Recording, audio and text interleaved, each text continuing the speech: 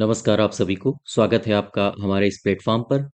आज हम लोग ग्राम पंचायत अधिकारी से संबंधित जो इसका पहला टॉपिक दिया गया है, आपको पता होगा, सिलेबस आपने देख ही लिया होगा। पंचायती राज व्यवस्था का इतिहास और साथ ही साथ उसके जो संवैधानिक उपबंध हैं, इससे संबंधित क्लास करेंगे और इसके लेक्चर्स लगातार आते रहेंगे जब तक इसका एग्ज़ाम होता है, ठीक है? इसकी आपको अगर पीडीएफ चाहिए, तो आपको हमारे टेलीग्राम चैनल पर मिल जाएगी। और शुरू करते हैं पहले प्रश्न से। मराठों के प्रशासन में जो गांव का लेखपाल होता था उसे क्या कहा जाता था? जो मराठों का प्रशासन होता था, जैसे आप ये समझो, मराठा जो साम्राज्य था, मराठा साम्राज्य, इसमें गांव होते थे, ठीक है? और ये जो गांव थे, ये क्या थे? ये दरअसल थे मराठा जो प्रशासन था, मराठा प्रशासन की सबसे छोटी इकाई थे ये गांव, यानी कि ग्राम, ठीक है? सबसे छोटी इकाई थे। और इन गांवों का जो प्रशासन का कार्य था, प्रशासन करता कौन था, अर्थात प्रशासन का कार्य कौन देखता था? तो प्रशासन का कार्य देखता था, एक पद होता था पाटिल, ठीक है? और इस पाटिल के काम में, अर्थात ये जो प्रशासन का कार्य करता था, तो इस पाटिल के काम में सहयोग देने के लिए एक शख्स था, अर्थात एक पद बनाया गया था मराठा साम्राज्य में। इसका नाम था कुलकर्णी, ठीक है? ये इस पाटिल को सहयोग देता था और पाटिल क्या करता था? वो गांव का प्रशासन का काम संभालता था। तो ये जो कुलकर्णी है, यही गांव का लेखपाल होता था, यही लेखा जोखा रखता था, ठीक है? क्वेश्चन नंबर दूसरा देखो। पंचायती राज व्यवस्थाओं को 29 कार्यों की सूची किस अनुच्छेद के तहत प्रदान की गई? तो आपने एक आर्टिकल देखा होगा भारत के संविधान में, आर्टिकल 243 का जी, या फिर इसको हिंदी में छा भी कहा जाता है, ठीक है? अब ऐसी स्थिति में जो 243 का जी है, उसमें कहा क्या गया है? उसमें दरअसल पंचायतों की शक्तियों पंचायतों की शक्तियों और उसके उत्तरदायित्व, यानी कि प्राधिकार और उत्तरदायित्व, ठीक है? इनके बारे में चर्चा की गई है। पंचायतों की शक्तियों, प्राधिकार और उत्तरदायित्व के बारे में किस आर्टिकल में बताया गया है? आर्टिकल 243 का जी। और एक आपने अनुसूची सुनी होगी या पढ़ी होगी, अनुसूची नंबर 11, ठीक है? अनुसूची 11 में क्या है? ये कब आई थी? ये आई थी 1992 में। और किस में आई थी? यानी कॉन्स्टिट्यूशनल अमेंडमेंट एक्ट कौन सा था? ये था हमारा 73वां। और इसी कॉन्स्टिट्यूशनल अमेंडमेंट एक्ट यानी संवैधानिक संशोधन अधिनियम के द्वारा 11वीं अनुसूची जोड़ी गई और इसमें 29 विषयों की चर्चा की गई है। ध्यान दें, पंचायती राज व्यवस्थाओं से संबंधित कितने विषय हैं? 29। तो यहां से कौन सा आंसर सही हो जाएगा? हाँ, ये वाला 243 का जी। क्वेश्चन नंबर तीसरे में आओ। निम्नलिखित में से कौन पंचायतों की संरचना के बाबत उपबंध करने को अधिकृत है? उपबंध करने को कौन अधिकृत है? एक आपने आर्टिकल पढ़ा होगा, 243, आर्टिकल 243 का गा, या फिर हम कहें 243 का गा का फर्स्ट, ठीक है? ये आर्टिकल आपने पढ़ा होगा। इस आर्टिकल में क्या कहा गया है? इस आर्टिकल में कहा गया है जो राज्य होता है, यानी राज्य का जो विधानमंडल होता है, विधानमंडल, राज्य के विधानमंडल को ये शक्ति होती है कि वह पंचायतों की संरचना, ठीक है, के उपबंध करे, उपबंध करे, या उपबंध करने के लिए अधिकृत है कौन? राज्य का विधानमंडल। बात समझ पा रहे हो? आप फिर से समझो। एक अनुच्छेद है आर्टिकल 243 गा, यानी 243 सी का फर्स्ट, ठीक है? इसमें राज्य के विधानमंडल को समस्त शक्तियां प्रदान की गई हैं कि वो पंचायतों की संरचना के उपबंध करे, यानी या हम कह सकते हैं कि पंचायतों की संरचना के उपबंध करने के लिए ये राज्य का विधानमंडल प्राधिकृत है। हमारा आंसर क्या हो जाएगा? राज्य का विधानमंडल यही पंचायतों की संरचना से संबंधित उपबंध करने के लिए अधिकृत है, ठीक है? क्वेश्चन नंबर चौथे में आओ। मराठों के अंतर्गत निम्नलिखित में से भू राजस्व वसूलने का उत्तरदायित्व किसका था? तो मैंने अभी आपसे पहले प्रश्न में इसकी चर्चा की थी। एक जो पद, एक मराठा साम्राज्य में पद होता था पटेल। ये जो पद होता था ना पटेल, ये दरअसल मराठा साम्राज्य में एक वंशानुगत पद होता था। वंशानुगत पद। ठीक है। और इसका जो मुख्य काम क्या था? इसका काम था राजस्व की वसूली करना। ठीक है। राजस्व की वसूली करना।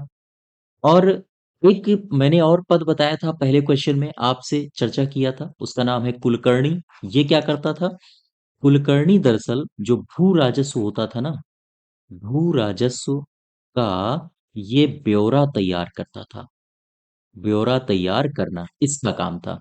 तो ब्यौरा वगैरह तैयार कौन करता है? वो लेखपाल करता है। तो ये मराठा साम्राज्य का इसे लेखपाल कहा गया। और जो पटेल होता था वो भू राजस्व वसूलता था। और इसी वजह से पटेल इसका सही आंसर हो जाएगा। ठीक है। क्वेश्चन नंबर पांचवा देखो। संविधान के 73वें संविधान संशोधन ने प्रावधान किया है, क्या प्रावधान किया है? ये जो 73rd कॉन्स्टिट्यूशनल अमेंडमेंट एक्ट था, इसमें क्या प्रावधान किया गया है? कह रहा है पहला कथन कि पंचायतों के नियमित चुनाव कराने के लिए 73वें संविधान संशोधन में प्रावधान किया गया है। हाँ, बिल्कुल सही है। नियमित चुनाव यानी कि प्रत्येक 5 वर्ष में चुनाव कराने चाहिए। दूसरा पढ़ो, महिलाओं के लिए सभी स्तरों पर सीटों का आरक्षण होना चाहिए। ये भी सही है। कितना? 1/3 आरक्षण। ठीक है। किस अनुच्छेद में है? आरक्षण के बारे में प्रावधान बता सकते हो आप? मुझे बताइए, आरक्षण के बारे में प्रावधान किस अनुच्छेद में है? तो एक अनुच्छेद आपने सुना होगा, इसी पंचायती राज में है। आर्टिकल 243 का टी। T for depressed. आप इसको, मैं जब सारे आर्टिकल्स कराऊंगा तो उसमें याद भी कराऊंगा। डी फॉर होता है डिप्रेस्ड पर्सन। और जो डिप्रेस्ड होते हैं उन्हीं को आरक्षण चाहिए, है ना। क्वेश्चन नंबर ऑप्शन नंबर तीसरे में आओ। तो ये भी सही हो गया दूसरा। तीसरे में आओ, राज्य वित्त आयोग की संस्तुति के अनुसार पंचायतों को फंड्स का अनिवार्य रूप से हस्तांतरण, फिर से समझो, राज्य वित्त आयोग की स्थापना की जाएगी ताकि वो पंचायतों को फंड अनिवार्य रूप से हस्तांतरित कर सकें। तो ये भी सही है, राज्य वित्त आयोग की स्थापना की जाएगी ताकि वो पंचायतों को फंड दे सके, है ना। अच्छा मुझे बताओ, राज्य वित्त आयोग यानी स्टेट फाइनेंस कमीशन, ये लिखा है state finance commission. State finance commission. ठीक है। कमीशन, इसका आर्टिकल बता सकते हो आप क्या है? राज्य वित्त आयोग का आर्टिकल, आर्टिकल है 243 का आई। I for income. आय। आय मतलब फाइनेंस से संबंधित है। ठीक है। अच्छा चौथे कथन में आओ। 11वीं अनुसूची में दिए गए विषयों के संबंध में पंचायतों को शक्ति का अनिवार्य रूप से हस्तांतरण किया गया है। बिल्कुल सही है। 29 विषय दिए गए हैं। ठीक है। 29 विषय, इसमें सभी सत्य हो जाएंगे। बात समझ पा रहे हो आप? चलिए, क्वेश्चन नंबर छठे में आओ। मेगास्थनीज की इंडिका, ये मेगास्थनीज की पुस्तक है। इंडिका में वर्णित एक शब्द है एग्रोनोमोई, के संबंध में कौन सा कथन सही है? ये जो एग्रोनोमोई होता था ना, वो जिला प्रशासन और सड़क निर्माण का अधिकारी होता था।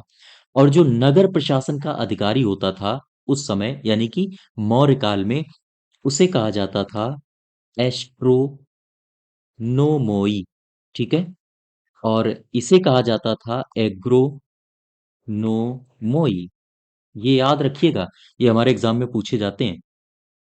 और ये जो ग्राम प्रशासन होता था, ये किसके हाथों में होता था? ग्राम प्रशासन होता था ब्राह्मणी के हाथों में। ठीक है। तो ये सारे के सारे जो पदाधिकारी हैं वो हैं कहाँ के? मौर्य काल के। ठीक है। बात समझ पा रहे हो आप? चलिए, क्वेश्चन नंबर सातवें में आओ। गुप्त काल में प्रशासन की सबसे छोटी इकाई बताओ। गुप्त काल में जो प्रशासन की सबसे छोटी इकाई थी वो था ग्राम। आप ऐसे समझो, सबसे छोटा था ग्राम। ग्राम से ऊपर, ऊपर था पेट। पेट से ऊपर, ये गुप्त काल की मैं बात कर रहा हूं, था विधि। विधि से ऊपर था विषय। विषय से ऊपर था, यानी कि विषय से ऊपर जो प्रांत आते थे वो थे भुक्ति। जेजाक भुक्ति का नाम आपने सुना होगा, है ना। एक आता था, और जब सबसे टॉप पर बैठा था वो था केंद्र। यहां पर बैठता था राजा। ठीक है। और ये जो ग्राम आपको दिख रहा है, ये है प्रशासन की कैसी, सबसे छोटी इकाई। ठीक है, सबसे छोटी इकाई। क्वेश्चन नंबर 8वें में आओ।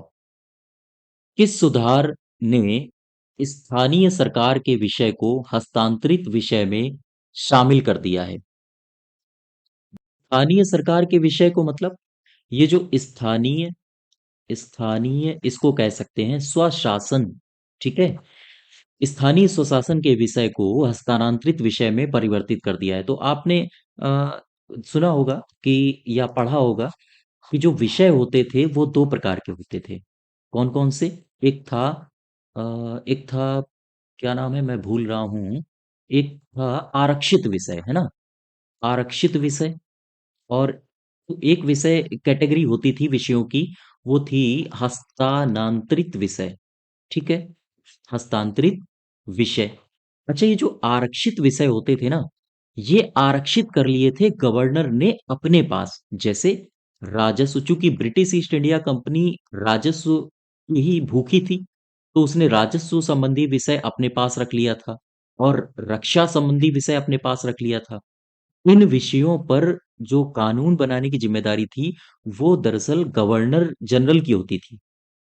और वो अपने निर्णायक, जो अब उसके इसमें से जो उसके सलाहकार होते थे ना, गवर्नर जनरल की कार्यकारिणी परिषद के, वो उन्हीं के माध्यम से यहाँ पर निर्णय लेता था।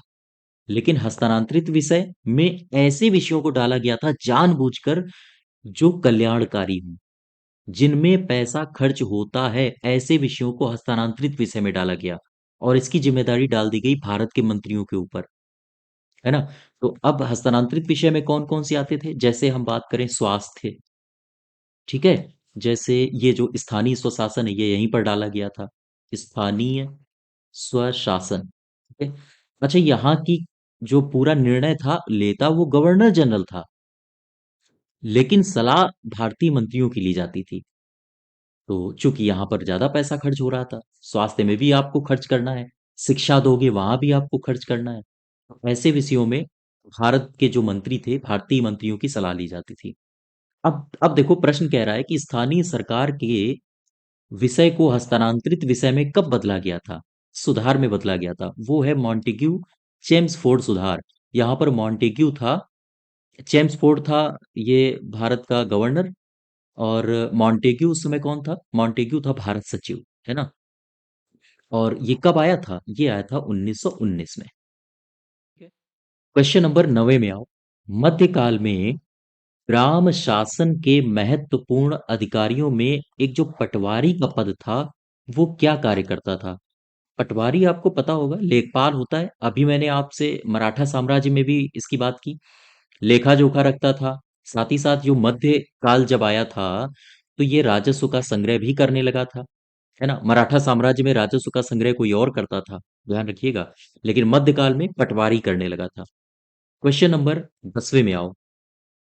स्वतंत्रता के बाद भारत सरकार ने ग्रामीण विकास कार्यक्रम से संबंधित राष्ट्रीय एक्सटेंशन हो गया, एक्सटेंशन सेवा कब शुरू की? तो राष्ट्रीय एक्सटेंशन सेवा को हिंदी में कहते हैं राष्ट्रीय विस्तार सेवा। ठीक है, राष्ट्रीय विस्तार सेवा। और एक और था जिसकी जांच के लिए बलवंत राय कमेटी बिठाई गई थी, कौन है वो मालूम है? वो है सामुदायिक, सामुदायिक विकास कार्यक्रम।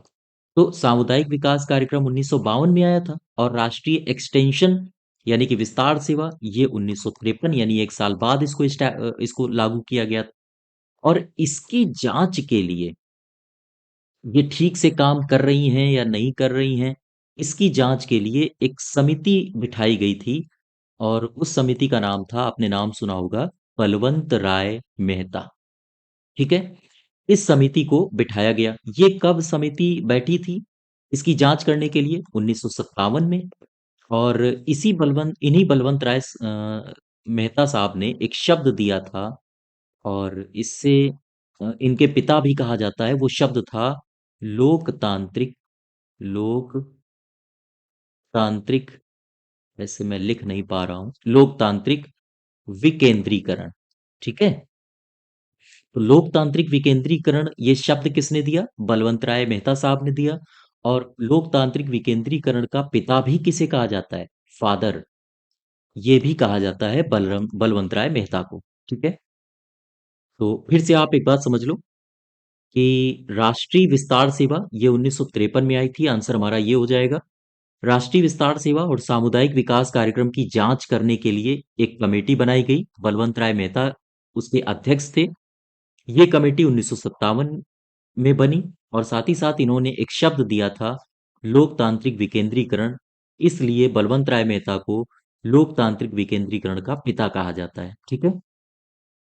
क्वेश्चन नंबर 11 में आओ। इस राज्य में पंचायती राज व्यवस्था उपलब्ध नहीं है। तो जो पंचायती राज व्यवस्था है वो कुछ राज्यों में उपलब्ध नहीं है। जैसे हम बात करें नागालैंड। नागालैंड ये मेघालय। मेघालय। मेघालय के अलावा एक राज्य है मिजोरम। ठीक है। मिजोरम के अलावा कुछ विशेष क्षेत्र हैं जहां पर ये सुविधा लागू नहीं होती है। तो यहां पर ये प्रावधान लागू नहीं है। अच्छा, ये शब्द आया विशेष क्षेत्र। इस विशेष क्षेत्र में कौन कौन से क्षेत्र आते हैं? जैसे कुछ राज्यों में जो एसटी का इलाका है, अनुसूचित जनजाति का क्षेत्र, ये इसमें आता है। और कौन से क्षेत्र आते हैं? जैसे पहाड़ी क्षेत्र हो गए, है ना, वहां भी ये प्रावधान लागू नहीं होता है। पहाड़ी क्षेत्रों में कौन से पहाड़ी क्षेत्र? जैसे अगर हम बात मणिपुर की करें, अगर हम बात करें मणिपुर की, तो मणिपुर में वो क्षेत्र जहां पर जिला परिषद जिला परिषद अस्तित्व में हो, अस्तित्व में हो, ऐसे क्षेत्र, ऐसे क्षेत्रों में ये प्रावधान लागू नहीं होता है। ठीक है। और क्या वेस्ट बंगाल में भी ऐसा कोई क्षेत्र है? हाँ, वेस्ट बंगाल में है दार्जिलिंग। दार्जिलिंग का वह इलाका जहां पर जिला परिषद अस्तित्व में है, वहां ये प्रावधान यानी कि ये सुविधा लागू नहीं होती है। ठीक है। तो आंसर यहां से क्या हो जाएगा? मेघालय। तो ये ध्यान रखो, नागालैंड भी है, मेघालय भी है और मिजोरम भी है। यहां पर ये सुविधाएं लागू नहीं है। क्वेश्चन नंबर 12 में आओ। त्रिस्तरीय व्यवस्था के स्थान पर दो स्तरीय पंचायती राज व्यवस्था की सिफारिश किस समिति ने दी? ये समितियां हैं कुछ जो आपको याद रखनी है। जैसे मैंने कहा bags, B for Balwant Rai, ठीक है, मेहता। A for Ashok Mehta. बात समझ पा रहे हो आप? जी फॉर GV के राव समिति। ये सब समितियां है ना, बलवंत राय मेहता समिति और ये अशोक मेहता समिति। ठीक है। GV के राव समिति। और एस फॉर LM सिंघवी समिति। इसको हम ऐसे ही लिख लेते हैं, सिंघवी समिति। ठीक है। तो देखो, बलवंत राय मेहता समिति ये कब आई थी? ये आई थी 1957 में। अशोक मेहता क्या बता सकते हो? 1977 में। अच्छा, ये जो GV के राव है ना, ये कब समिति आई थी? 1985 में। और ये आई थी ठीक एक साल बाद, 1986 में। ठीक है। और ये जो बलवंत राय मेहता साहब हैं, इन्होंने क्या सुझाव दिया था? क्या बता सकते हो आप? इन्होंने कहा था कि जो पंचायत का स्तर है वो त्रिस्तरीय होना चाहिए। अशोक मेहता ने क्या बोला? दो स्तरीय होना चाहिए। GV के राव साहब ने क्या बोला? इन्होंने पंचायतों को कहा था बिना जड़ की घास। ये याद रखिएगा, स्टेटमेंट पूछी जाती हैं, बिना जड़ की घास। ठीक है। और ये जो LM सिंघवी साहब हैं, इन्होंने कहा था कि पंचायती राज व्यवस्था को संवैधानिक दर्जा दिया जाए। ठीक है। तो अब यहां से आ जाओ, दो स्तरीय पंचायती राज का सुझाव किसने दिया था? ये A for Apple. A for Apple का मतलब है अशोक जी ने। ठीक है। क्वेश्चन नंबर 13 देखो। यदि पंचायत भंग हो जाती है तो किस अवधि के अंदर निर्वाचन करा लिए जाएंगे? ये इसका आंसर होगा 6 महीने। एक आर्टिकल है, आर्टिकल 243E। ठीक है। ई फॉर होता है ईयर। ऐसे आप याद रख सकते हो, हल्का फुल्का मोटा मोटा आइडिया आप ले सकते हो। ई फॉर ईयर, तो 243 ई, ई में हो जाएगा, हाँ, इसका पंचायतों का कार्यकाल। ईयर मतलब अवधि, है ना। तो पंचायतों का या पंचायतों की अवधि ये कहाँ दी गई है? आर्टिकल 243 के ई में। ठीक है। और अगर पंचायत भंग हो जाती है तो फिर आपको 6 महीने के अंदर अंदर चुनाव कराने होंगे। लेकिन मुझे एक बात बताओ, सपोज करो ये पंचायत का कार्यकाल है, पंचायत ने यहां से शुरू किया काम करना, करते करते करते करते वो अंत के 6 महीने बचे उसके, ये लास्ट 6 मंथ बचे। अब बताओ क्या पंचायत भंग होगी? हाँ या ना? इसका मुझे उत्तर दो कमेंट बॉक्स में। ठीक है। क्वेश्चन नंबर 14 में आओ। पंचायत राज व्यवस्था में शासन प्रणाली की संरचना क्या है? तो पंचायती राज व्यवस्था में शासन प्रणाली की जो संरचना है, अ, वो क्या होती है? बलवंत राय मेहता साहब ने क्या बताया था? बलवंत राय मेहता साहब ने बताया था कि ग्राम स्तर पर ग्राम पंचायत होगी। ठीक है। और खंड स्तर पर होगा पंचायत समिति। ठीक है। और बलवंत राय मेहता समिति ने और क्या बताया था? एक बताया था जिला स्तर पर होगी जिला परिषद। ठीक है। ये तीन बताए थे त्रिस्तरीय पंचायती राज। तो यहां से देख लो, ग्राम स्तर पर स्थानीय एकल संग्रह, ये तो बिल्कुल गलत है। ग्राम और खंड पर केवल, ये भी गलत है, द्विस्तरीय है। तीसरा देखो, ग्राम खंड और जिला स्थानीय पर त्रिस्तरीय संरचना, हाँ ये सही लग रहा है थोड़ा। यहां पर आओ, ग्राम खंड जिला और राज्य, ये तो बिल्कुल गलत है, चार स्तरीय तो था ही नहीं। तो इसका सही आंसर हो जाएगा हाँ, सी। क्वेश्चन नंबर 15 में आओ। भारत में प्रत्येक पंचायत का कार्यकाल किस दिनांक से 5 वर्ष का होता है? बताओ भाई। एक मैंने अभी अभी एक आर्टिकल आपको बताया था, 243 का ई, है ना? यहां पर क्या दिया है? यहां पर दिया है पंचायतों की अवधि। ठीक है। तो पंचायतों की अवधि इस आर्टिकल में लिखा गया है साफ साफ। क्या लिखा है? कि प्रत्येक पंचायत अपने प्रथम अधिवेशन से, जो इसका प्रथम अधिवेशन होगा, प्रथम अधिवेशन से, अ, या ये हम ये कहें कि जो इसकी प्रथम अधिवेशन होगा ना, ये प्रथम अधिवेशन से 5 साल तक अपने कार्यकाल में रहेगी। यानी कि प्रथम अधिवेशन जिस तारीख को इसको इसका होगा, पंचायत का, उस तारीख से ये 5 साल तक इसका कार्यकाल रहेगा। ठीक है। तो अब इसमें देख लो आप, अधिवेशन का है, चुनाव नहीं, प्रथम अधिवेशन के से 5 साल तक। ठीक है। क्वेश्चन नंबर 16 में आओ। भारतीय संविधान के निम्नलिखित अनुच्छेदों में से कौन सा अनुच्छेद है जो राज्य की सरकारों को ग्राम पंचायतों को संगठित करने का निर्देश देता है? फिर से समझो।